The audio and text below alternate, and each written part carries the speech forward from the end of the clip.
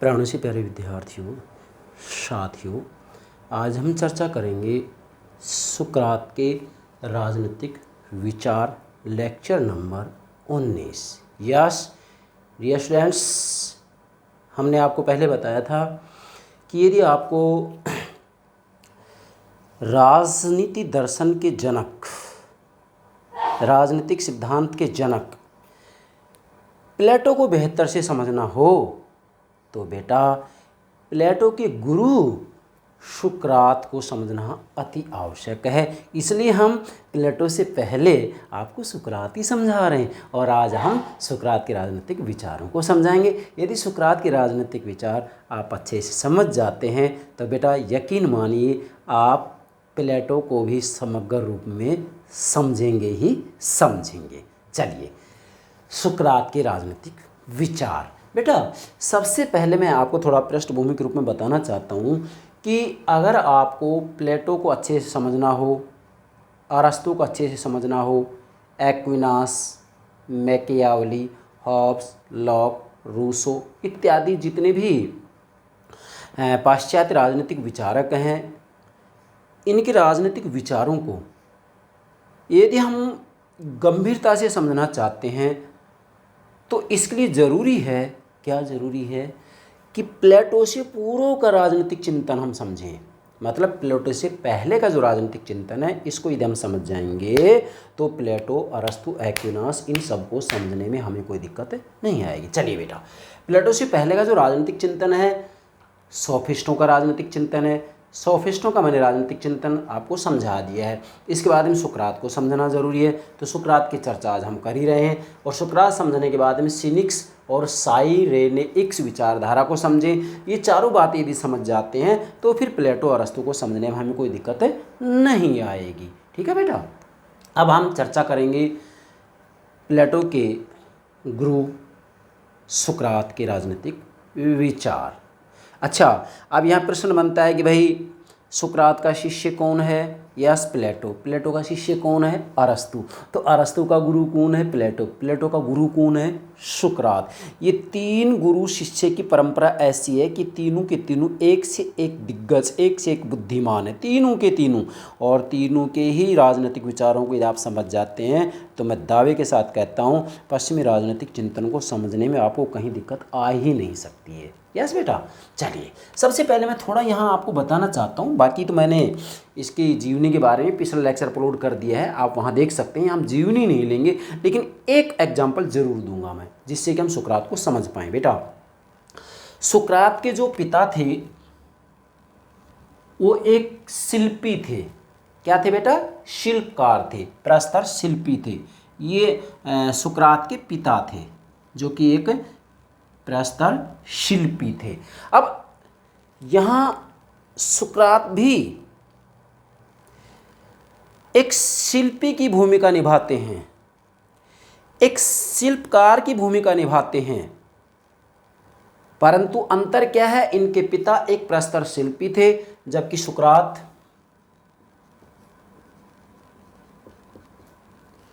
एक युग शिल्पी बन गया, युग शिल्पकार बन गया। और इन्होंने स्वयं ने कहा कि मैं भी अपनी माता के कार्य को आगे बढ़ा रहा हूँ। अब जरा देखिएगा, पिता शिल्पी थे, ये भी युग शिल्पकार बने। माता मिडवाइफ थी, जिसे हम दाई बोलते हैं। मतलब अब तो खैर क्या हो गया कि बच्चे का जब जन्म होता है तो गर्भवती महिला को तुरंत जब समय आता है बच्चे के जन्म का तो हॉस्पिटल में ले जाया जाता है। लेकिन बेटा कुछ समय पहले हम देखते हैं कि गर्भवती महिला को, जच्चा को हॉस्पिटल ना ले जा करके और घर में ही, गांव में, कस्बे में ऐसी महिलाएं होती थी जो कि प्रसव कराने में निपुण होती थी, बच्चे का जन्म कराने में निपुण होती थी, योग्य होती थी, उसको दाई कहा जाता था। तो सुकरात की माता एक दाई थी, मिडवाइफ थी, बच्चे का जन्म कराना, प्रसव कार्य करना, ये सुकरात की माँ का काम था।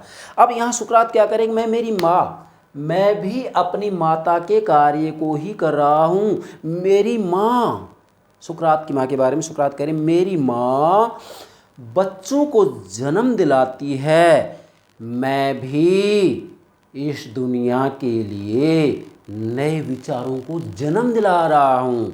मैं नए विचारों को जन्म दिलाता हूँ, मेरी माँ ने बच्चों को जन्म दिलाया है। कार्य एक ही है, मेरी माँ भी जन्म दिला रही है, मैं भी नए विचारों को जन्म दे रहा हूँ, नए सिद्धांतों को जन्म दे रहा हूँ। सुकरात ने द्वंद्वात्मक प्रणाली के माध्यम से नए नए विचारों को जन्म दिया। सुकरात लोगों से नए नए प्रश्न पूछता था।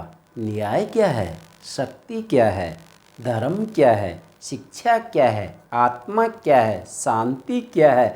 तो इनसे नए नए नए नए विचारों को जन्म दिलाया गया। किसके द्वारा? सुकरात के द्वारा। इसलिए ये कहा जा सकता है कि सुकरात की माँ बच्चों को जन्म दिलाती थी और सुकरात नए विचारों को जन्म दिलाता था। स्वयं सुकरात ने भी कहा है। यस बेटा, अब इसमें जो मैंने आपको समझाया है, इसी से आप समझ जाएगा कि सुकरात ने वास्तविक रूप में देखा जाए तो अपनी माता पिता के कार्य को ही आगे बढ़ाया है। वो एक अलग बात है कि उसका जो कार्य क्षेत्र है उसमें भिन्नता है, लेकिन मूल या सूक्ष्मता से देखा जाए तो एक प्रकार से नए विचारों को जन्म दिलाना ये सुकरात का काम है और बच्चों को जन्म दिलाना इसकी माँ का काम था। अब पिता एक शिल्पकार थे तो सुकरात भी एक शिल्पकार बन गए, मगर ये युग शिल्पकार बन गए, युगों के शिल्पकार बन गए, मानव का शिल्पकार बन गए, मानव के विचारों के शिल्पकार बन गए, लेकिन इन्होंने काम अपने माता पिता का ही किया है। ठीक है बेटा, अब हम आगे बढ़ते हैं।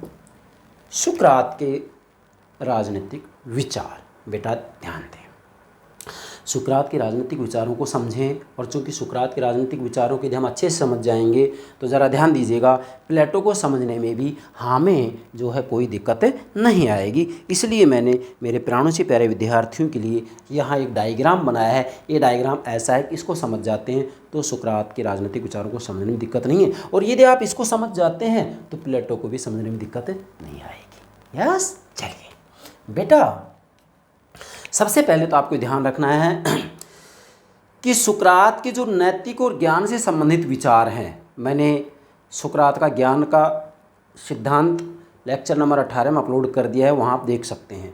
नैतिक तथा ज्ञान के विचारों से राजनीतिक विचारों का जन्म होता है। मतलब जो सुकरात के राजनीतिक विचार हैं, सुकरात के राजनीतिक विचारों का जन्म सुकरात के नैतिक तथा ज्ञान संबंधी विचारों से होता है। सुकरात ने ज्ञान के दो प्रकार बताए हैं, जैसा कि पिछले लेक्चर में मैंने आपको बता दिया है। ज्ञान के दो प्रकार बताए हैं, बाहरी ज्ञान और वास्तविक ज्ञान। तो वास्तव में देखा जाए तो सुकरात के ज्ञान संबंधी सिद्धांत, ज्ञान संबंधी विचार, नैतिकता संबंधी विचारों से ही राजनीतिक विचारों का जन्म होता है। और आप यदि सुकरात के ज्ञान के विचारों को समझना चाहें तो लेक्चर नंबर 18 देख सकते हैं, यहाँ पर पुनरावृत्ति करने की आवश्यकता नहीं है। अब हम समझें बेटा, सुकरात यहाँ क्या कह रहे हैं, अब जरा समझें। सुकरात ने कहा कि भी राजनीति एक कला है। अब जरा समझना है, सुकरात क्या करें, राजनीति एक कला है, और राजनीति एक कला है तो इसका मतलब ये है कि वास्तविक रूप में कला के लिए निपुणता की आवश्यकता होती है, इसलिए राजनीति के लिए भी निपुणता की आवश्यकता है। इसीलिए यहाँ सुकरात कह रहे हैं कि राजनीति एक कला है तो राजनीतिज्ञ कलाकार है। राजनीति एक कला है और कला में निपुणता की, योग्यता की आवश्यकता है, क्षमता की, दक्षता की आवश्यकता है। तो डेफिनेटली यहाँ पर सुकरात कह रहे हैं कि राजनीति एक कला है तो राजनीतिज्ञ कलाकार है। अब राजनीति कला है तो इसके लिए जरूरी है क्या कि भाई राजनीति फिर जो है विशेषज्ञों का क्षेत्र है, क्योंकि राजनीति कला है और कला की जानकारी सबको नहीं होती है। कला की जानकारी सबको नहीं होती है, जनसाधारण को नहीं होती है, कुछ लोगों को ही तो होती है। इसलिए सुकरात कह रहे हैं कि जब राजनीति एक कला है, कला में निपुणता की आवश्यकता है, कला के लिए योग्यता की आवश्यकता है और राजनीतिक स्वयं कलाकार होता है, तो वास्तविक रूप में जब राजनीतिक कलाकार है और राजनीति एक कला है तो राजनीति के लिए विशेषज्ञों का क्षेत्र है, राजनीति के लिए विशेषज्ञता की आवश्यकता है। तो आप नोट करेंगे, राजनीति विशेषज्ञों का क्षेत्र है। इसका मतलब ये कि राजनीति यदि कला है तो कला के अंतर्गत जो कलाकार भाग लेंगे, राजनीतिक वो जो है विशेषज्ञ होने चाहिए, ज्ञानी होने चाहिए, जानकार होने चाहिए। जरा समझे डायग्राम को। इसके बाद में सुकरात कह रहे हैं, क्या कह रहे हैं कि यदि निर्णय बहुसंख्यकों के द्वारा लिया जाता है तो ये एक भूल है, क्योंकि बहुसंख्यक लोग वास्तविक रूप में राजनीति के कलाकार नहीं होते हैं, राजनीति के विशेषज्ञ नहीं होते हैं। इसलिए निर्णय बहुसंख्यकों के द्वारा ना लिया जाए, बल्कि योग्य, बुद्धिमान, विशेषज्ञ, निपुण, कुशल व्यक्तियों के द्वारा ही लिया जाए। मतलब शासक योग्य हो, निपुण हो, क्या योग्य हो, निपुण हो, कुशलता में दक्ष हो, बुद्धिमान हो, विवेकशाली हो, ज्ञानी हो, ऐसे लोगों के द्वारा ही निर्णय लिया जाए। ये बात सुकरात कह रहे। अब जरा देखिएगा, ये बात सुकरात ने कही, आगे चल करके प्लेटो इसके आधार पर ही अपना संपूर्ण राजनीतिक चिंतन देंगे। जैसे कि आगे हम कहेंगे, क्या कहेंगे कि सुकरात कह रहे हैं कि राजनीति एक कला है, जबकि सोफिस्टों के विचार मैंने आपको समझा दिए, आप नोट करेंगे। सोफिस्ट राजनीति को एक व्यवस्था मानते हैं, नोट करेंगे आप। सोफिस्टों ने राजनीति को एक व्यवस्था कहा है। मतलब वास्तव में यहाँ हम ये कहेंगे कि सुकरात ने सोफिस्टों की तरह राजनीति को व्यवस्था नहीं माना, व्यवस्था माना है, बल्कि राजनीति को एक कला माना है। क्या माना है बेटा? राजनीति को सुकरात ने एक कला माना है, सोफिस्टों की तरह राजनीति को व्यवस्था नहीं माना। सोफिस्टों ने राजनीति को व्यवस्था माना, सुकरात ने राजनीति को कला माना है, और राजनीतिज्ञों को कलाकार कहा है। और जब राजनीति कला है तो कला के लिए निपुणता की आवश्यकता है। निपुणता की आवश्यकता है तो राजनीति विशेषज्ञों का क्षेत्र है, और राजनीति विशेषज्ञों का क्षेत्र है तो निर्णय बहुसंख्यकों के द्वारा ना लिया जाए, बल्कि जो है विशेषज्ञ कुशल, योग्य, बुद्धिमान, विवेकवान, ज्ञानी लोगों के द्वारा ही देश समाज के लिए निर्णय लिया जाए। ये बात सुकरात कह रहे हैं, और इसका पूरा का पूरा प्रभाव प्लेटो के ऊपर पड़ा है। तो ये एक सामान्य पृष्ठभूमि होगी। इसके बाद में एक बात और, क्या कि वास्तविक रूप में यदि देखा जाए तो सुकरात ने एक बात बहुत महत्वपूर्ण कही है, ये आज के युग में मैं कहूँगा अपनाई जानी चाहिए। क्या कि वास्तव में देखा जाए तो जो राजनीति है, बेटा समझे, मैंने शॉर्ट में लिखा है यहाँ, क्योंकि यहाँ नोट इसलिए करना पड़ता है, कुछ ऐसी बातें हैं जो कि मुझे समझाना अति आवश्यक है और वो कहीं दिमाग से निकल ना जाए, इसलिए मैं संकेत के रूप में यहाँ नोट कर लेता हूँ, लेकिन आप मेरे साथ नोट करते जाएंगे। सुकरात कह रहे हैं कि भाई जो राजनीति है, मतलब राजनीति है, राजनीति चिंतन का विषय है, राजनीति चिंतन का विषय है, और शासन बुद्धिमान व्यक्तियों का कार्य है। सुकरात कह रहे हैं, जरा समझें, सुकरात ने कहा है कि भाई जो राजनीति है वो चिंतन का क्षेत्र है, चिंतन का विषय है, चिंतन का कार्य क्षेत्र है, और जो शासन है वो बुद्धिमान व्यक्तियों का कार्य है, शासन बुद्धिमान व्यक्तियों का कार्य है। इसलिए सुकरात ने साफ कर दिया है कि शासन बुद्धिमान व्यक्तियों के द्वारा ही किया जाए। यही बात फिर सुकरात के शिष्य प्लेटो ने कही, और प्लेटो ने फिर दार्शनिक राजा का सिद्धांत दिया। और दार्शनिक राजा का सिद्धांत क्या कहता है? ये कहता है कि आदर्श राज्य में शासन ज्ञानी व्यक्तियों के द्वारा हो, दार्शनिक राजा के द्वारा हो, बुद्धिमान लोगों के द्वारा हो, ज्ञान की संप्रभुता हो, ज्ञानी व्यक्तियों का शासन हो, बुद्धिमान व्यक्तियों का शासन हो, योग्यता प्राप्त व्यक्तियों का शासन हो, योग्यता में दक्ष व्यक्तियों का शासन हो, निपुण व्यक्तियों का शासन हो, कुशल व्यक्तियों का शासन हो, दक्ष व्यक्तियों का शासन हो। ये प्लेटो ने कही है। तो कहाँ से ली ये बात? सुकरात से ली है। ठीक है बेटा, अब इसमें ज़्यादा हम ना बोलते हुए मैंने संकेत इतना दे दिया है कि ये गागर में सागर भरने वाली बात है, बस पर्याप्त है ये बात। अब हम सुकरात के राजनीतिक विचारों को 3 बिंदुओं के माध्यम से समझाएंगे। जरा समझें बेटा, अब ये 3 बिंदु समझाऊँ उससे पहले मैं एक बात कहना चाहता हूँ, क्या कि सुकरात जब कह रहे हैं कि राजनीति चिंतन का विषय है और शासन बुद्धिमान व्यक्तियों का कार्य है, सुकरात ने एक बहुत अच्छा उदाहरण दिया है यहाँ। क्या सुकरात कह रहे हैं कि हमारे समझ में एक बात नहीं आती। क्या? क्योंकि सुकरात के समय में एथेंस में, भाई सुकरात एथेंस का जन्मजात नागरिक था, और एथेंस में सुकरात के समय में लोकतंत्र था, डेमोक्रेसी थी।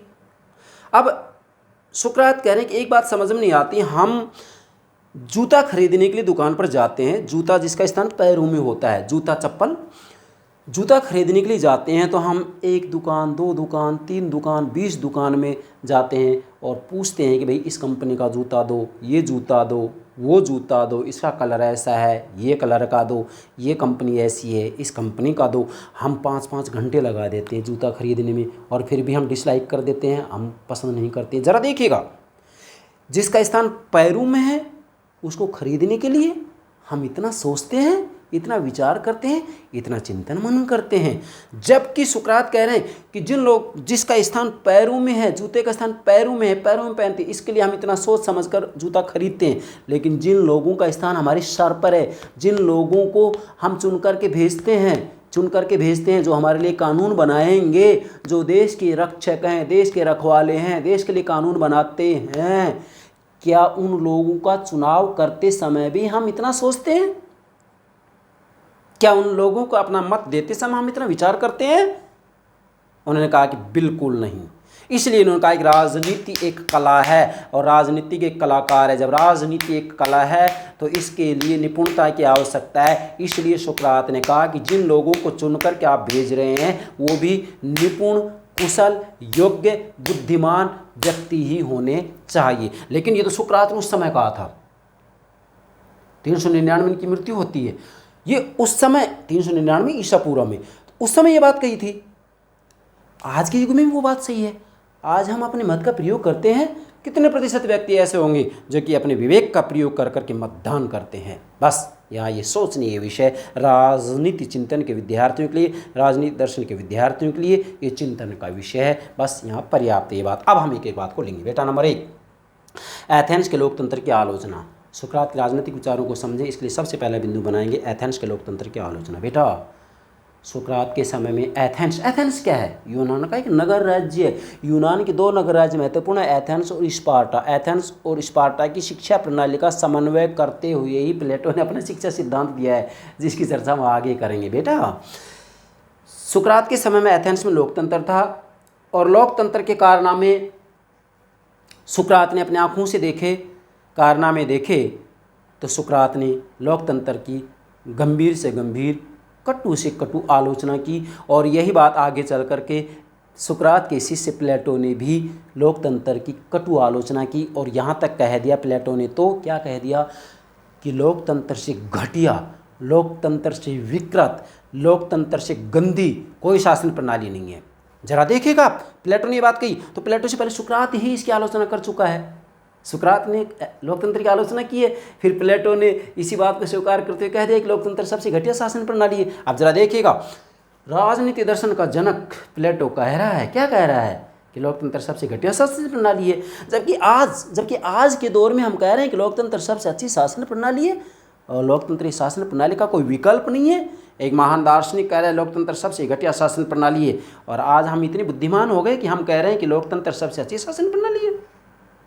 लोकतंत्री शासन प्रणाली की दुनिया में कोई विकल्प नहीं है, ये भी सोचने का विषय। प्रश्नवाचक चिन्ह लगा हुआ है, यस, सोचें आप इसके बारे में। अब इन्होंने एथेंस के लोकतंत्र की क्या क्या आलोचना की है, जरा समझे। सुकरात क्या करें? सबसे पहले सुकरात ने कहा कि एथेंस के अंतर्गत जो लॉटरी या पर्ची प्रणाली है, मतलब जो चुनाव की लॉटरी या पर्ची प्रणाली, वो अनुचित है। इन्होंने कहा कि भाई जो चुनाव होते हैं वो लॉटरी या पर्ची प्रणाली से होते हैं, तो इसके अंतर्गत वास्तविक रूप में देखा जाए तो पक्षपात भी किया जाता है और दैव संयोग है कि एक अयोग्य व्यक्ति भी उसमें चुना जा सकता है, योग्य व्यक्ति रह जाता है, और इसमें पक्षपात भी किया जा सकता है। तो इन्होंने कहा कि चुनाव की लॉटरी या पर्ची प्रणाली है वो पर्ची प्रणाली अनुचित है। सुकरात के समय में एथेंस में चुनाव के लिए लॉटरी या पर्ची प्रणाली ही प्रचलित थी, तो सुकरात ने इसका विरोध किया। दूसरी क्या है, जो असेंबली होती थी सुकरात के समय में एथेंस के अंतर्गत, असेंबली में जनसाधारण और विशेषज्ञों को समान स्थिति प्राप्त थी। मतलब असेंबली के अंतर्गत जनसाधारण ही भाग ले रहे हैं और राजनीतिक जो विशेषज्ञ हैं वो भी भाग ले रहे हैं और दोनों की समान स्थिति है। तो सुकरात ने कहा कि ये तो ऐसी स्थिति होगी, ऐसी बात होगी कि क्या कि गधे और घोड़े को बराबर माना जा रहा है। और वास्तव में देखा जाए तो सुकरात की ये बात स्वीकार करने योग्य है कि लोकतंत्र में गधा और घोड़ा बराबर होता है, ज्ञानी और मूर्ख बराबर होता है, इसमें सच्चाई है। आज भी आप देख सकते हैं, आज भी तो लोकतंत्र है, आज भी मैं कहूँगा कि भारत में तो लोकतंत्र है ही है, और पूरी दुनिया में धीरे धीरे धीरे धीरे लोकतांत्रिक शासन प्रणालियों का ही उद्भव होता जा रहा है ज़्यादातर देशों के अंतर्गत। अगला बेटा, सुकरात कह रहे हैं कि राजनीतिक जनता को प्रसन्न करने में लगे रहते हैं। सुकरात ने कहा कि एथेंस में देखा जाए तो जो राजनीतिज्ञ हैं जिनको कि सुकरात ने कलाकार कहा है, ये राजनीतिक जनता को प्रसन्न करने में लगे रहते हैं। क्या केवल जनता को प्रसन्न करना है, वो कार्य जन कल्याण के लिए है या नहीं है, कितने लोगों का भला होगा, हित होगा, इससे कोई लेना देना नहीं है, बस वाहवाही लूटनी है, जनता को प्रसन्न करना है। तो सुकरात ने इसकी भी आलोचना की है। तो आज भी आप देख सकते हैं राजनीतिक जनता को प्रसन्न करने में तो लगे रहते हैं। जरा देखें आप, अंतर है क्या? कुछ भी अंतर नहीं। उस समय लोकतंत्र था, आज भी लोकतंत्र हुई। जो बुराइयाँ लोकतंत्र उस समय थी, आज भी बुराइयाँ, बस कुछ सुधार हुआ है। जैसे आज लॉटरी प्रणाली नहीं है, जनता के द्वारा जो है अपने मत का प्रयोग कर करके और उम्मीदवारों को विजयी किया जाता है। मतदान प्रणाली है जिसके अंतर्गत लॉटरी प्रणाली नहीं है, पर्ची प्रणाली नहीं है। अच्छा, नेक्स्ट सुकरात कह रहे हैं कि भाई जूते की मरम्मत के लिए जब हम मोची के पास जाते हैं, अब इस सादृश्य है कि सादृश्य पद्धति का प्रयोग कर रहे हैं यहाँ पर सुकरात अपने विचारों को व्यक्त करने के लिए। चाहे सुकरात, प्लेटो, अरस्तु, विभिन्न प्रकार की पद्धतियाँ दी जाती हैं, विभिन्न प्रकार की पद्धतियों का प्रयोग किया जाता है। आगमनात्मक पद्धति, निगमनात्मक पद्धति, सादृश्यात्मक पद्धति, दुनिया भर की पद्धतियाँ जिसके ऊपर मैं अलग से लेक्चर अपलोड करूँगा सभी पद्धतियों के ऊपर। तो सुकरात यहाँ सादृश्य पद्धति का प्रयोग कर रहे हैं और कह रहे हैं कि जब हम जूता टूट जाता है, जूता फट जाता है, तो जूते की मरम्मत के लिए कहाँ जाते हैं बेटा? मोची के पास जाते हैं ना, या किसी व्यक्ति के पास चले जाएंगे, लो भाई मेरा जूता सही कर दो? नहीं जाते हैं ना, एक्सपर्ट के पास ही तो जाएंगे, मोची के पास ही तो जाएंगे कि लो साहब हमारा ये जूता फट गया है, इसको सील देना आप, है ना। जब जूते की मरम्मत के लिए हम मोची के पास जाते हैं। और लकड़ी का कोई सामान कराना हो, लकड़ी की मरम्मत करानी, तो किसके पास जाते हैं? हम बढ़ई के पास जाते हैं। अब समझ में ये नहीं आ रहा, सुकरात कह रहे हैं कि हम सामान्य से छोटे से काम के लिए, जूते के लिए हम मोची के पास जाते हैं, लकड़ी के लिए हम बढ़ई के पास जाते हैं। तो जो लोग देश की शासन की बागडोर संभालते हैं, तो क्या ऐसे लोगों में निपुणता की आवश्यकता नहीं है? क्या ऐसे लोग विशेषज्ञ नहीं हों? सुकरात कह रहे हैं कि ऐसे लोग तो विशेषज्ञ और निपुण ज्ञानी होने ही चाहिए, जबकि सुकरात ने कहा कि एथेंस में ऐसा है ही नहीं। जूते की मरम्मत के लिए मोची ढूंढ रहे हैं, लकड़ी की मरम्मत के लिए बढ़ई ढूंढ रहे हैं, लेकिन देश की मरम्मत के लिए, राजनीति की मरम्मत के लिए, शासन की मरम्मत के लिए हम योग्य व्यक्ति नहीं तलाश रहे हैं, ये सुकरात ने कहा। और यही बात आगे चल करके प्लेटो ने स्वीकार की। इसलिए प्लेटो ने कहा कि ज्ञानी लोगों का शासन होना चाहिए, ज्ञान की संप्रभुता होनी चाहिए, बुद्धिमान लोगों का शासन होना चाहिए। ये बात फिर आगे जाकर प्लेटो ने कह दी साफ। प्लेटो ने अपने सिद्धांत ही दे डाला, दार्शनिक राजा का सिद्धांत बेटा। इसके बाद में सुकरात कह रहे हैं कि जो राजनीतिज्ञ होते हैं, राजनीतिज्ञों में दो गुण होना जरूरी है। अब जरा देखें आप, मतलब ये जो सुकरात ने बात कही है ये आज अनुकरणीय है, आज के युग में। आज भी तो लोकतंत्र है ना भारत में, राजनीतिज्ञों में। भाई भारत में भी लोकतंत्र है, अमेरिका में भी लोकतंत्र है, ब्रिटेन की बात करें तो ब्रिटेन के अंतर्गत भी जो है वैसे संवैधानिक राजतंत्र है, लेकिन राजा के हाथ में कुछ है ही नहीं है। वहाँ भी वास्तविक रूप में देखा जाए तो प्राइम मिनिस्टर पावरफुल है। राजनीतिज्ञों में दो गुण होना जरूरी है। एक तो क्या? जनहितैषी, अर्थात जो राजनीतिज्ञ है, जो कि कलाकार है, ये जनता का हितैषी होना चाहिए, जन कल्याण के कार्य करने वाला होना चाहिए, जनहितैषी, जनता का हितैषी होना चाहिए। तो आज भी तो लोकतंत्र है, आज जो राजनीतिज्ञ है वो जनहितैषी होना चाहिए या नहीं? अति आवश्यक है। दूसरा, बुद्धिमान। सुकरात कह रहे हैं जो राजनीतिज्ञ होते हैं वो बुद्धिमान होने चाहिए। ये बात मैंने आपको पहले भी समझा दी है कि भाई इनका विशेषज्ञ होना, बुद्धिमान होना आवश्यक है, बुद्धिमान होना आवश्यक है। क्यों? क्योंकि राजनीति एक कला है और कला में निपुणता जरूरी होनी चाहिए। और चूँकि राजनीतिक कलाकार है तो फिर इसे जो है कला की जानकारी होना अति आवश्यक है, इसलिए ये बुद्धिमान होना चाहिए। अतः ये कहा जा सकता है कि सुकरात ने साफ कर दिया कि जो राजनीतिज्ञ हैं उसमें दो गुण होना अति आवश्यक है। एक तो जनहितैषी होना चाहिए और दूसरा वो बुद्धिमान, ज्ञानी, विवेकवान, निपुण, कुशल, योग्यता प्राप्त व्यक्ति होना चाहिए। ठीक है, ये दो गुण आप लिख लेंगे। ये आज भी लोकतंत्र का दौर है तो आज भी ये दोनों गुण जो है एक राजनीतिक में होने ही चाहिए। ये पहला बिंदु हो गया हमारा। अब दूसरा नोट करेंगे, दूसरा नोट करो, सुकरात के कानून संबंधी विचार। यस डियर स्टूडेंट्स, सुकरात के कानून संबंधी विचार। बेटा सुकरात के कानून संबंधी विचारों के अंतर्गत मैं आपको कहना चाह रहा हूँ, क्या कहना चाह रहा हूँ कि सुकरात ने जीवन पर्यंत कानूनों का पालन किया और कानूनों का पालन करते हुए ही अपने जीवन का त्याग किया। सुकरात को कारागार में डाला गया। क्यों डाला गया? मैंने आपको पिछले लेक्चर में बता दिया था कि भाई सुकरात जो है लोगों से प्रश्न पूछते थे, जिसको कि द्वंद्वात्मक संवाद प्रणाली की संज्ञा दी जाती है, वार्तालाप प्रणाली की संज्ञा दी जाती है। प्रश्न दिया, प्रश्न का उत्तर लोग दे रहे हैं, उसके बाद वो कह रहा है कि भैया आपने जो बात कही वो सत्य नहीं है, आप ज्ञानी नहीं हैं, ऐसा नहीं है, ये भ्रांति है, भ्रम है। तो सुकरात लोगों से प्रश्न पूछता है। शासक वर्ग, एथेंस में लोकतंत्र था, शासक वर्ग रुष्ट हो जाता है। सुकरात पर आरोप लगा दिया कि भैया आप जो है एथेंस के लोगों को भड़का रहे हैं, यहाँ के युवाओं को जो है भड़का रहे हैं, यहाँ का धर्म भ्रष्ट कर रहे हैं, ऐसे आरोप लगा दी गई।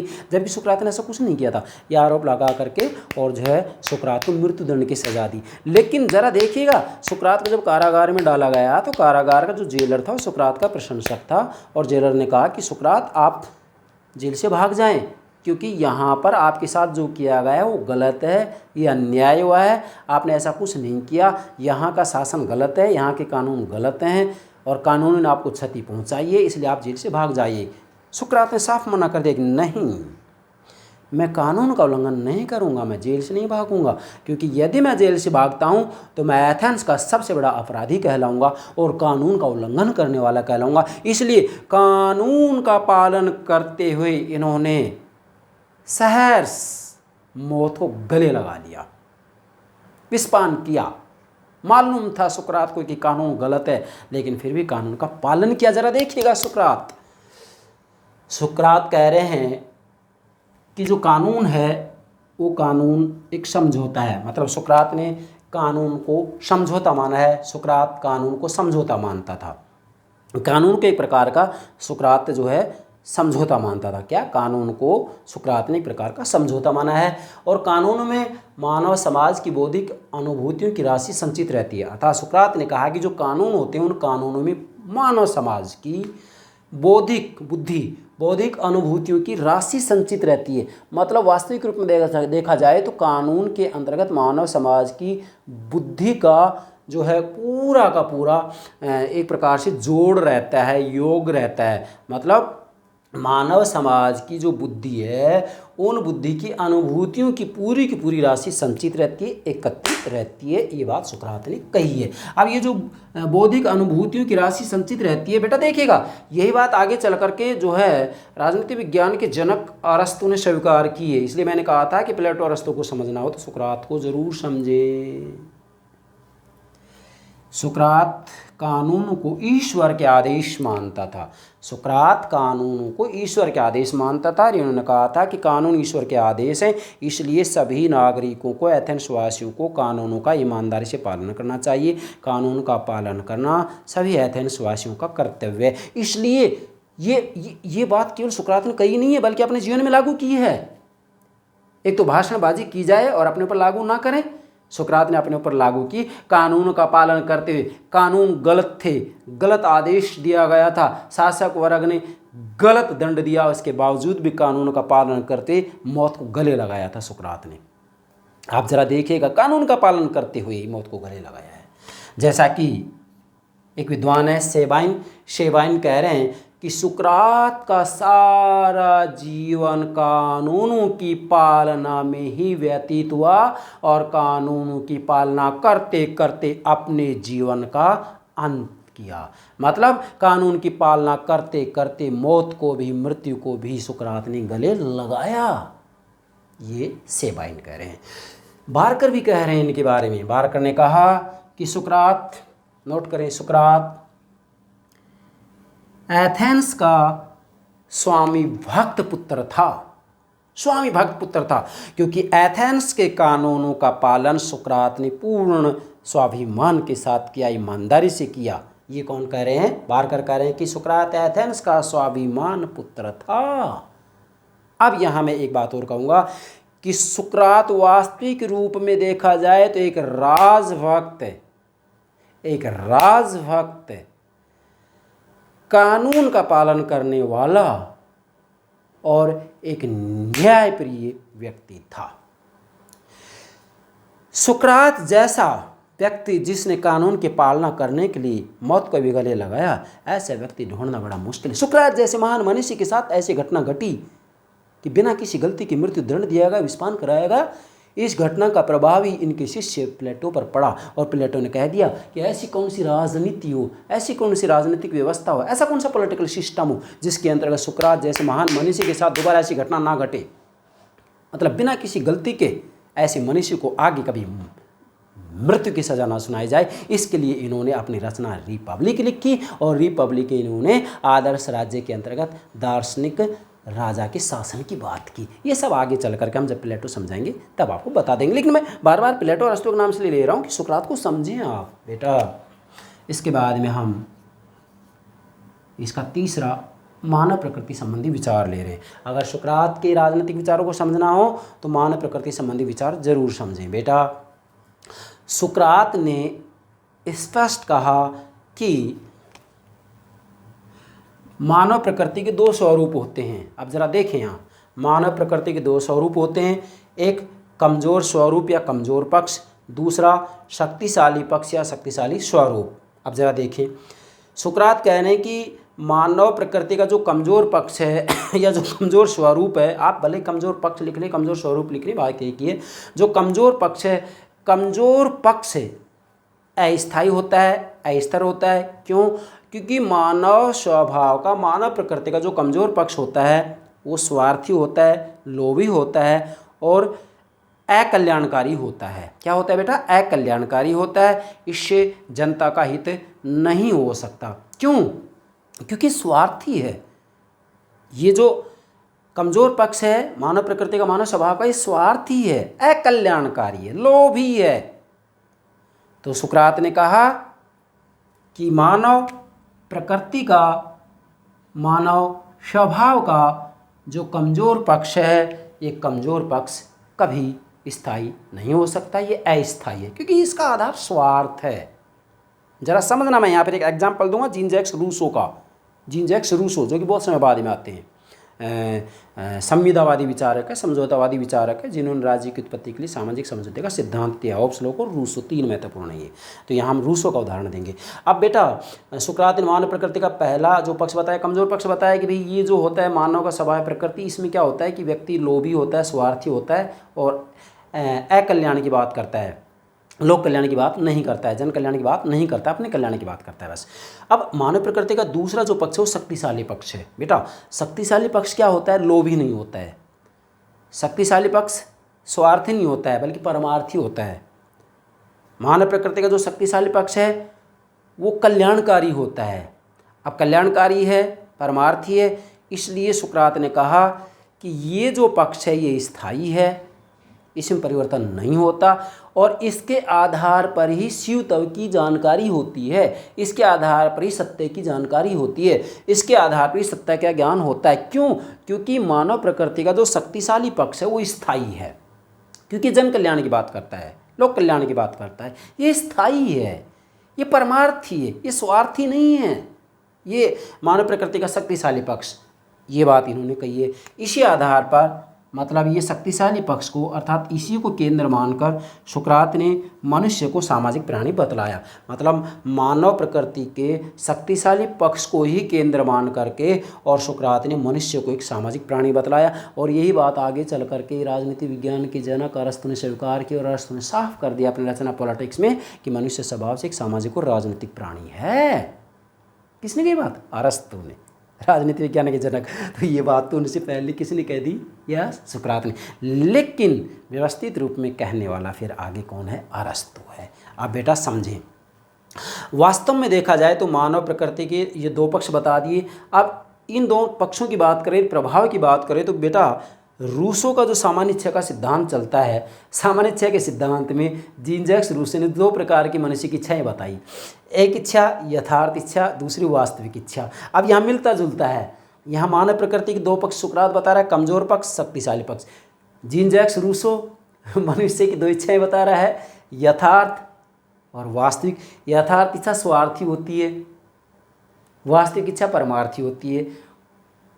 वास्तविक इच्छाओं का जो योगफल होता है, वास्तविक इच्छाओं का जो योगफल होता है उसी को रूसो ने सामान्य इच्छा कहा है। तो डेफिनेटली कहा जा सकता है कि सुकरात का मानव प्रकृति संबंधी जो विचार है इसका प्रभाव आगे चल करके बहुत से राजनीतिक विचारकों पर पड़ा। मैंने एग्जाम्पल तो दे ही दिया है, जीन जैक्स रूसो के ऊपर ही प्रभाव पड़ा है। जीन जैक्स रूसो ने यहाँ से ये बात ग्रहण की है या नहीं ये तो हम नहीं कह सकते स्पष्ट रूप में कि इन्होंने सुकरात का अध्ययन किया नहीं, लेकिन लगता है कि सुकरात के इस विचार को जो है रूसो ने किसी न किसी रूप में माना है। मतलब सुकरात ने जो ये बात कही है इसी बात को जीन जैक्स रूसो भी कह रहे हैं। मैं एक उदाहरण दूंगा, जैसे जीन जैक्स रूसो कह रहे हैं कि भाई इच्छा दो प्रकार की होती है मनुष्य की, एक यथार्थ दूसरी वास्तविक। यथार्थ इच्छा स्वार्थी होती है, वास्तविक इच्छा परमार्थी होती है। एक उदाहरण से समझेंगे इसको।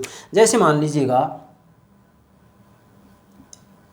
एक जेलर है, अब जेलर के द्वारा एक अपराधी को पकड़ लिया जाता है जिसने अपराध किया, कुछ भी अपराध किया है, चोरी डकैती जो भी है। जेलर ने अपराधी को पकड़ा, पकड़ने के बाद में उसने अपराध किया है, चोरी की है, तो उसको दंड दिया जाना चाहिए या रिश्वत दे करके, रिश्वत दे रहा है अपराधी, छोड़ दिया जाए। अब दो इच्छाएं होगी। यदि जेलर अपराधी से रिश्वत लेकर अपराधी को छोड़ देता है तो यहाँ पर जेलर की जो इच्छा है रिश्वत लेकर छोड़ रहा है वो यथार्थ इच्छा है। इसका मतलब सुकरात के अकॉर्डिंग चलें तो हम कहेंगे कि ये मानव प्रकृति का कमज़ोर पक्ष है। दोनों की बातें आ गई। और यदि जेलर अपराधी भले ही कितनी ही धनराशि रिश्वत के रूप में दे, लेकिन जेलर उसे अस्वीकार कर दे, स्वीकार नहीं करे और अपराधी ने जो अपराध किया है उस अपराध के अनुरूप उसको दंड देता है, तो ऐसी जो इच्छा है, रिश्वत नहीं ले रहा है, मुझे नहीं चाहिए रिश्वत, ऐसी जो इच्छा है जेलर की वो वास्तविक इच्छा है। सुकरात के अनुसार मानव प्रकृति का शक्तिशाली पक्ष हो गया ये, क्योंकि इसमें स्वार्थ है ही नहीं। ये तो कल्याणकारी बात हो रही है, लोक कल्याण की बात हो रही है, जन कल्याण की बात की जा रही है। तो यहाँ आप जो है इस जेलर के एग्जाम्पल से समझ सकते हैं रूसो की सामान्य इच्छा के सिद्धांत में दो इच्छाएं पहले समझनी होगी। वास्तविक इच्छा, यथार्थ इच्छा। यथार्थ इच्छा स्वार्थी होती है, यथार्थ इच्छा स्वार्थी होती है। जैसे जेलर की इच्छा रिश्वत लेकर छोड़ी जा रही है अपराधी को, तो यथार्थ इच्छा होगी। और वास्तविक इच्छा क्या होती है कि जेलर अपराधी से पैसे नहीं ले रहा है, धन नहीं ले रहा है, बल्कि उसको जो उसने अपराध किया है उसके अकॉर्डिंग, उसके अनुसार दंड दिया जा रहा है। तो ऐसी इच्छा जेलर की क्या होगी, वास्तविक इच्छा होगी। अब इन समाज में जितनी भी जो वास्तविक इच्छाएं होती हैं, इन सभी वास्तविक इच्छाओं का जो योगफल होता है, जोड़ होता है, टोटल होता है, वही रूसो की सामान्य इच्छा कहलाता है। तो हम यहाँ ये बताना चाहते हैं आपको, मैं जीन जैक्स रूसो नहीं बढ़ा रहा हूँ यहाँ पर, मैं तो एग्जाम्पल ले रहा हूँ कि रूसो ने मानव प्रकृति का जो विचार दिया है, जिसमें कि मानव प्रकृति दो पक्ष बताए, कमजोर पक्ष, शक्तिशाली पक्ष।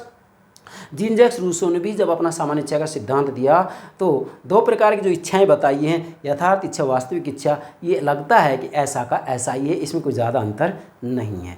तो बेटा ये हो गई सुकरात के राजनीतिक विचार। अब यदि सुकरात के इन राजनीतिक विचारों का आप तीन बिंदुओं के माध्यम से समझ जाते हैं तो मैं आपको विश्वास दिला रहा हूँ, यकीन दिला रहा हूँ कि इसके बाद में जब हम प्लेटो, अरस्तु, Aquinas, Machiavelli, Hobbes, Locke, Rousseau इत्यादि सभी पश्चिमी राजनीतिक विचारकों के विचारों को समझाएंगे तो आपको कहीं कोई दिक्कत नहीं आएगी।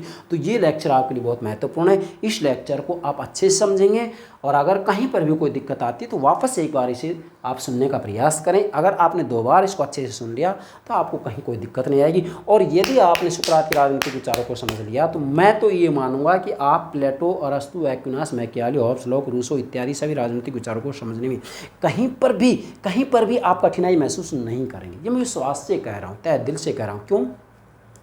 क्योंकि मैं महाविद्यालयों के अंतर्गत जब बच्चों को पढ़ाता हूँ, भले ही स्नातक स्तर के विद्यार्थी हूँ, स्नातकोत्तर स्तर के विद्यार्थी हूँ, MA, BA के विद्यार्थी हूँ, तो वहाँ जब हम सुकरात को इस रूप में बच्चों को समझा देते हैं तो ईजीली संपूर्ण पश्चिमी राजनीतिक विचारकों को समझ जाते हैं। तो बेटा मुझे विश्वास है आप अच्छे समझ जाएंगे इसको। और मेरा तो जो लक्ष्य है वो ये है कि मैं मेरे चैनल पर संपूर्ण राजनीतिक विज्ञान के इस रूप में समझाऊंगा कि आप कहीं पर भी किसी को एक पैसा देने की ज़रूरत ना हो। मेरी यहाँ जो इच्छा है, मेरी जो इच्छा है वो भी रूसो के अनुसार चलूँ तो मेरी इच्छा जो है, मेरी जो प्रकृति है वो कमज़ोर पक्ष नहीं है, बल्कि मेरी इच्छा जो है वो यथार्थ इच्छा नहीं है, बल्कि मेरी इच्छा एक वास्तविक इच्छा है। मेरा जो पक्ष वो शक्तिशाली पक्ष है, क्योंकि मैं यहाँ स्वार्थ की बात नहीं कर रहा हूँ, मैं तो यहाँ कल्याण की बात कर रहा हूँ, परमार्थ की बात कर रहा हूँ। मेरे विद्यार्थियों का ही तो, मेरे विद्यार्थियों का भला हो। मुझे लोग आए दिन कहते हैं कि सर आप ऐप बना लीजिएगा,